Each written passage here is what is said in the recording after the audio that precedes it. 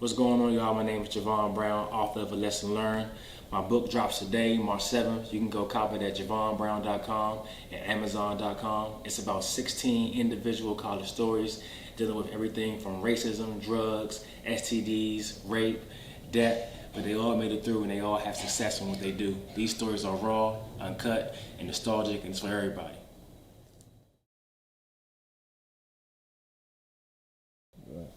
It's PATisDOPE, and I'm here with Jeevan Brown. same hood I'm from, same area I'm from, PG County, Maryland. So he had to get on the phone and let me know that his A Lesson Learned book is dropping March 7th. Yep, March 7th. Today. Available on JeevanBrown.com and Amazon. You go get it today. Most deaf. Make sure you support that. You know, the pre-sales been going crazy. A lot of, college support, that inspired the book. A lot of back home support. Right now we're in Atlanta, Georgia, but, like I said, we're officially from PG County, Maryland. Let's talk about upbringing first. Before we get into, the things that happened for you to, write this book. Let's talk about upbringing and, things you learned before you hit college. Things I learned before I hit college. Well, I'm from Atlanta, Maryland, Ardmore. I went to Charles Herbert Flowers, and I went to Thomas Johnson Middle School and Ardmore Elementary School. I went to school with him at. For sure. From going to school, I wasn't really a straight A student or a B student. I was a C student, but I still graduated and made it through. But then when I got to college, everything changed. My whole mindset changed. I started staying more focused and worked at Ozone Magazine after I graduated from college and started writing. And now I'm here in Atlanta. I was producing a little bit, did beat for Gorilla Zoe. And now I'm here. Most of that. So lessons learned. Like, what's the biggest lesson right now that you can think of? Like one of the biggest lessons that you learned, because that's the title of your book.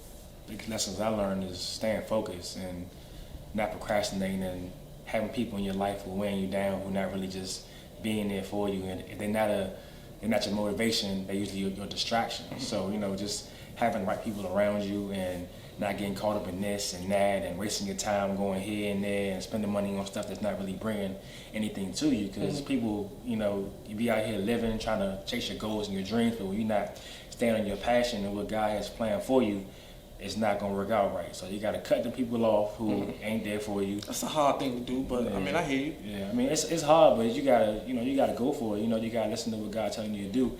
And if it ain't adding up, you gotta subtract, because if you can't add up, you can't multiply and do what you gotta do. For sure. So we got the book in stores or in Amazon.com, JeevanBrown.com. We got the book right here. So when we talk about a lesson learned, what's the first thing that you can think of that inspired you to, how many pages is this? 300. So you wrote a 300-page book. Right. It took you 2 years. Yeah. What inspired you to do it?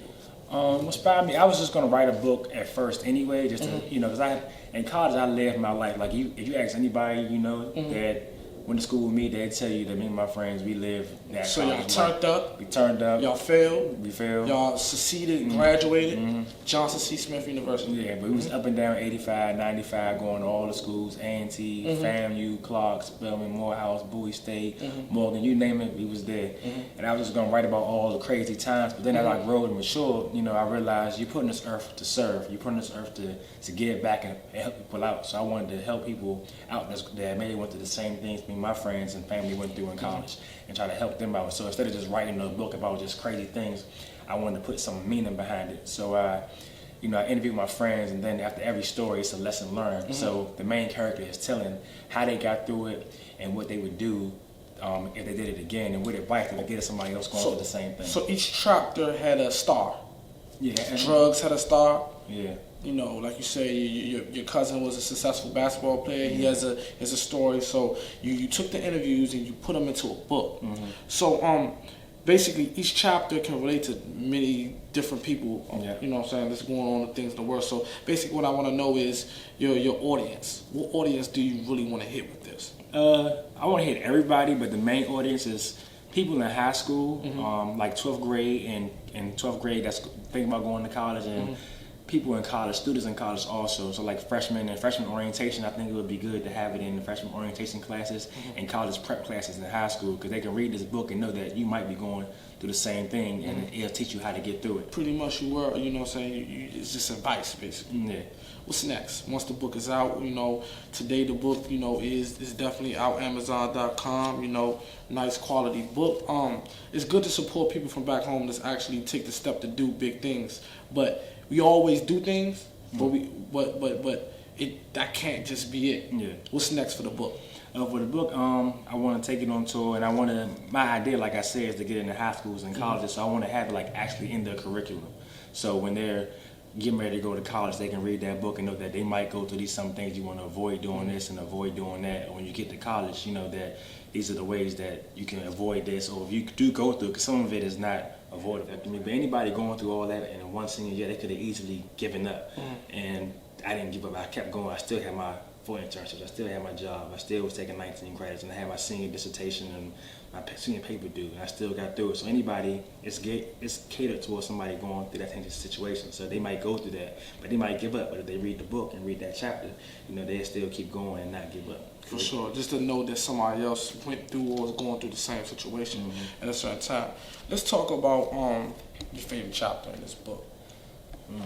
Favorite chapter. We got Live by Faith, Not by Sight, Let It Burn, Achieving While Grieving, what we just talked about. Highway Patrol, Cold Summer, 19 and Pregnant. Who's 19 and Pregnant about? It's about this girl that I went to school with. I don't want to say her name, but I went to school with, and she got pregnant, and you know, she was not only 19 in her freshman year, and she had to make a choice if she wanted to get an abortion or not. And she didn't tell her boyfriend at the time until about 5 months in. What, that she was going to have an abortion or keep it? That she was pregnant. Okay. So she got pregnant, and then she went through everything she went through and got the abortion, but she went through a lot when she got that abortion. She almost ended up on her deathbed. For sure, interesting. Quarterback sneak. I don't know if a lot of people know about books when you get in school, but when you get books, back when I was in school, you can return them with no receipt. So you can steal books. So I'm not going to give all that much away, but you know that. 2 heartbeats. That's a story about a girl who went through a domestic abuse in her relationship in college. Okay. Most definitely. So what else we said? Those things that, you know, the rest you got to read the book, man. You got to go cop the book. What else?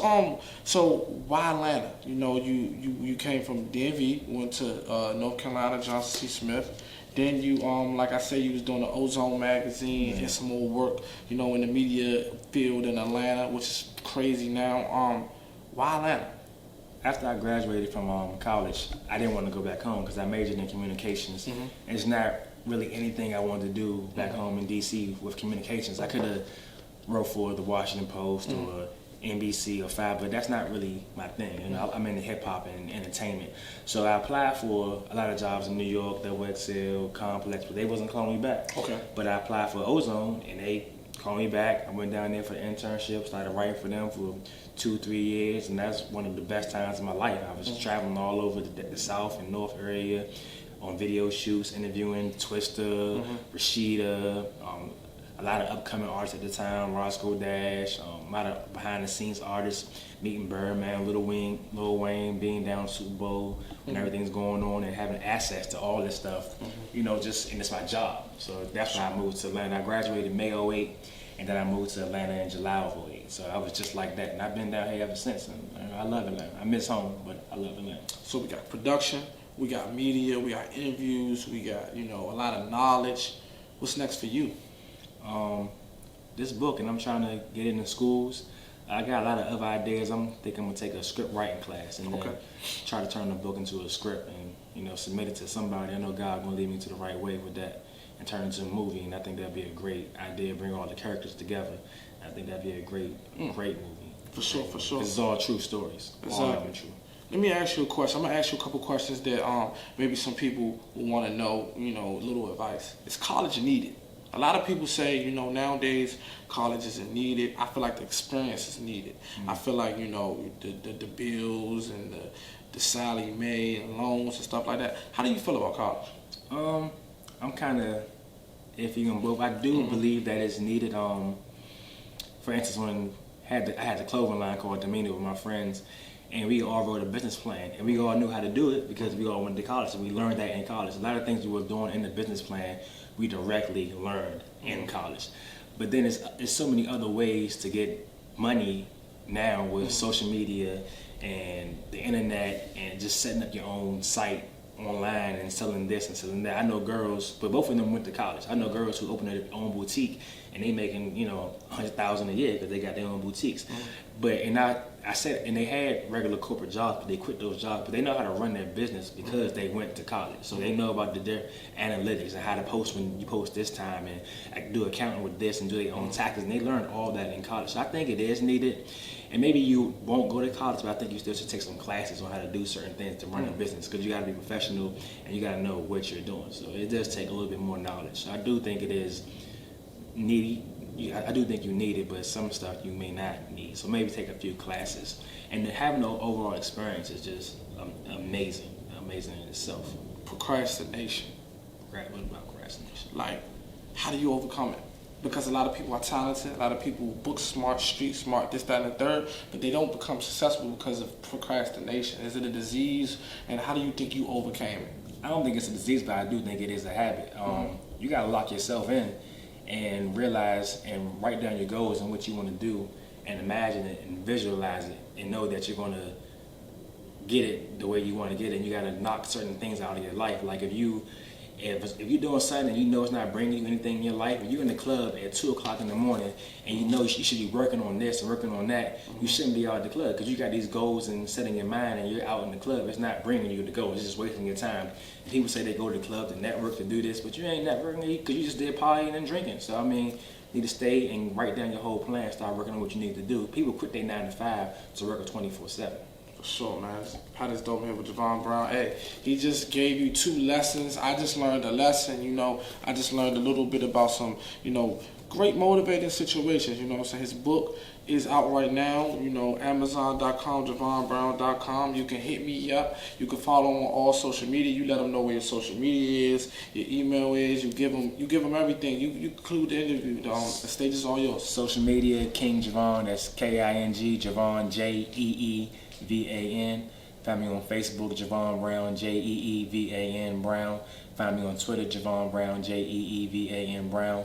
And you hit me on the email, brownjeevan@gmail.com. And go to my website. You can see my book trailers. You can read about me. You can read a synopsis about the book.